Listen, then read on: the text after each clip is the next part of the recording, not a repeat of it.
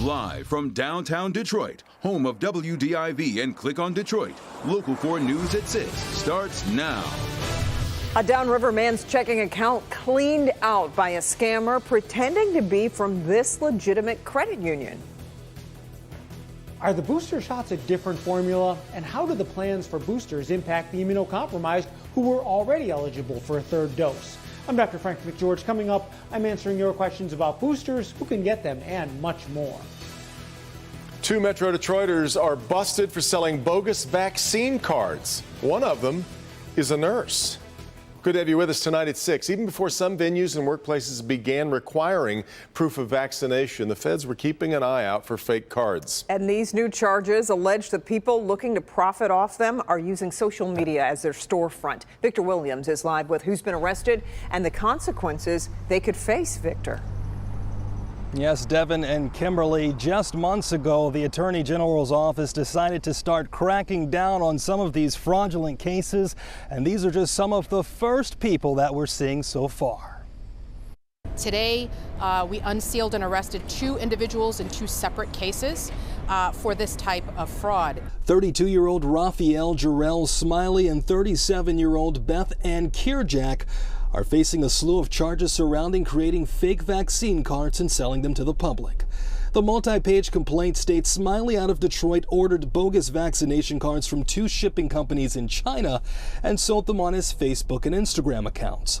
Apparently, he uploaded these meme-type photos to entice people to buy the cards for $100 to $200 each. So this is very dangerous activity. It's criminal activity. It's fraud. Kierjack out of Southgate, on the other hand, is a nurse at a local VA hospital who was actually getting her hands on real cards and going above and beyond to make the cards appear as legit as possible. She's alleged to be providing not just these cards for profit, $100 to $150 a card, but she's providing lot numbers and information that corresponds to those lot numbers to make them appear to be authentic. And not only is selling fake vaccines cards a crime, you can also be arrested for buying them as well. You're committing a fraud, and so there's a lot of different things that you could be charged with.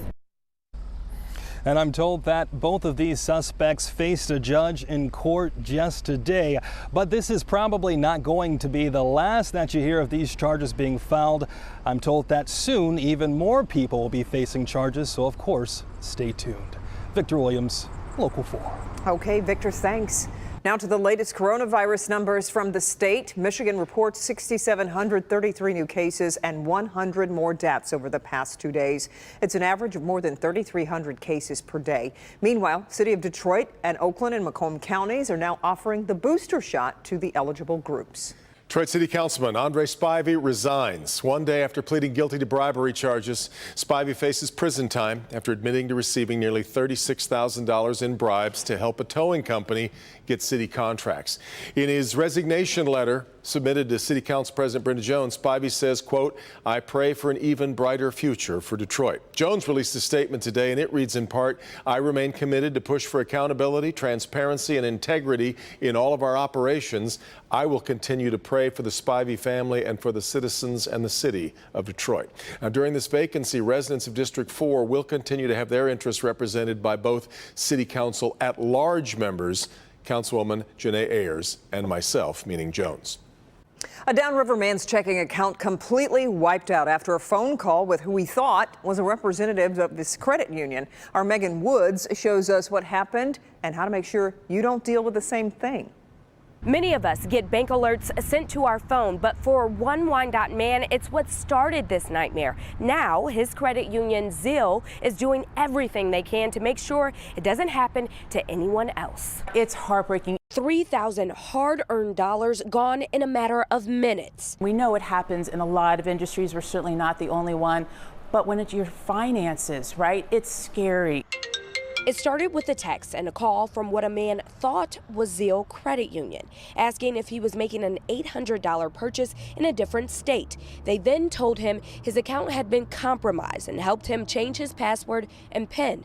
But instead of helping him get out of a scam, they walked him right into theirs. You can still get something that looks very credible in nature and think immediately, I need to respond to this. And so you're clicking on links, you're calling information, and you need to just take one moment and reach out to your financial institution. Since this happened last week, the credit union has been warning customers about the scam with emails, Facebook posts, and even a ticker on their website. But this isn't the only scam out there. The Better Business Bureau says phone scams are on the rise in Michigan. The highest age demographic to get scammed is 25 to 34-year-olds. We're on the internet more, we give out information more freely, we're on social media. The key is to never underestimate the lengths these people will go to get your money. They have the technology to spoof phone numbers, spoof caller IDs, and even if you aren't on things like social media, chances are there's something out there about you, what bank you use, what car you drive. In this situation, Zeal was able to get him his money back, and they say if you find yourself in a similar situation, make sure you reach out to your bank or credit union. I'm Megan Woods, Local 4. All right, Megan, we are starting to sound repetitive, but I mean this in the best way. It has just been gorgeous. Yeah, this is definitely in a good way. Paul, we know the party will have to end sometime soon, though. Yeah. Just not yet, though, right? This is the week where a little deja vu all over again is quite appropriate and much welcomed. We have temperatures that are still very, very comfortable. We have 69 at City Airport, 20 Celsius in Windsor, same thing at Harrow. That's 68 Fahrenheit, by the way. 77 at Taylor. It seems a little high, but 71 Livonia, Canton. Metro's at 73 degrees. West Bloomfield, you're at 73. Sterling Heights at 71. Same number in Dundee and Saline. We have 72 in Carlton right now. A little cooler near the water as you expect. Monroe, you're at 68 degrees. In our west zone, we have 73 at Whitmore Lake, but 66 in Milford, 73 over in Flint, and 71 in Ann Arbor. And in our north zone, we have some 70s here. Emmett over to Romeo, Pontiac, but a lot of 60s here. Ortonville, Oxford, and then again, struggling near Lake Huron, Deckerville, only at 61 degrees right now. So except for areas that are close to the lake that are much cooler, most of us are going to be sliding very quickly through the 60s, and by midnight we'll be in the upper 50s. So a very quiet night ahead. Another great day tomorrow, another great one Friday. And then there's the weekend. So we'll talk about that in a few minutes. But don't forget, the Local Forecasters app has everything you need and more. It's the best weather app in the nation because we designed it ourselves in-house. So it's free. Just go to the App Store and search under WDIV, and then you can have us with you all the time right in the palm of your hand. And don't forget, the app travels with you. It gives you forecasts wherever you go, even in Europe, guys. Paul, all the debate and discussion over boosters has left a lot of people with a lot of questions. Let's bring in Dr. Frank McGeorge again, back to answer more of those questions that have come into us through clickondetroit.com. And Doc, let's start with a question about another vaccine people need to get, right? Yeah, Devin. So Robert writes, this is a question about the flu vaccine. How do they come up with the flu vaccine for this year if there weren't many cases of the flu last year? Should I still get a flu vaccine?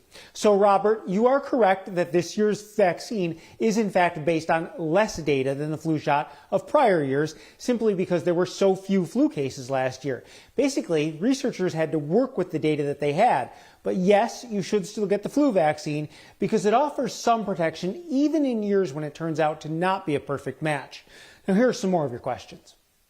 Esther asks, is the booster vaccine formula different than the vaccine itself?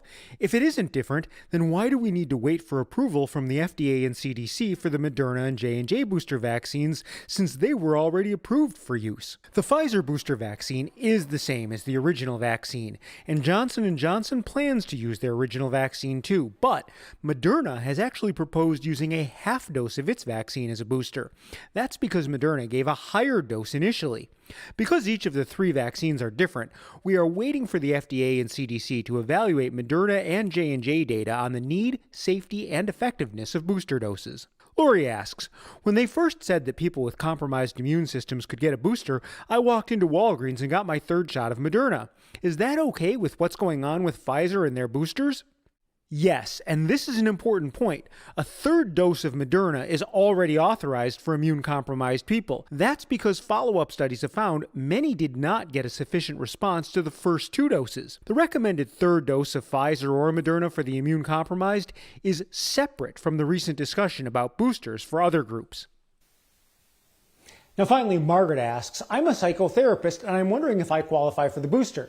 I see patients in person very regularly. I'm a little confused with the new CDC recommendations coming out, and it seems like the most recent update is that healthcare workers do qualify for the booster shot. So the answer, Margaret, is yes. As a healthcare worker, you would qualify for the booster. Back to you. A lot of great questions. They just keep coming in day after day. All right, Doc.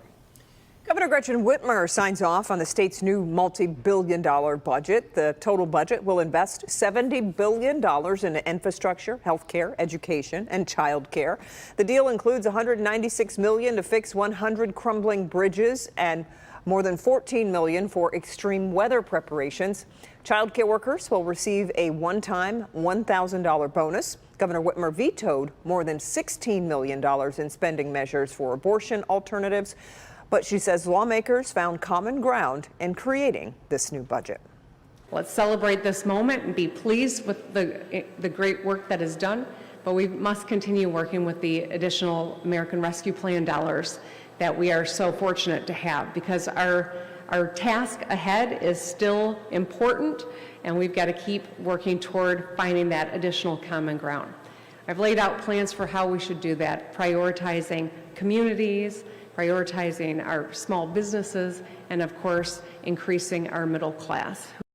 The budget also includes funding for tuition-free assistance for adults ages 25 and up and frontline workers. The Westin Book Cadillac Hotel in downtown Detroit is set to be sold. According to city documents, a subsidiary of Chicago-based Hotel Oxford Capital Group plans to buy the 453-room hotel. Document says the group plans to spend $16 million to renovate the 97-year-old building. Oxford Capital will assume $77 million in debt, which will prevent the hotel from going into foreclosure.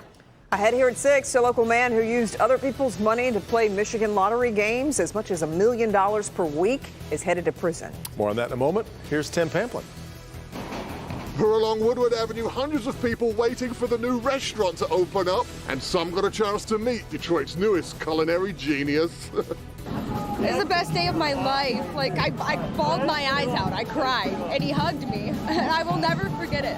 Yes, M&M's Mum Spaghetti just opened up. We'll take you inside and upstairs to check it all out.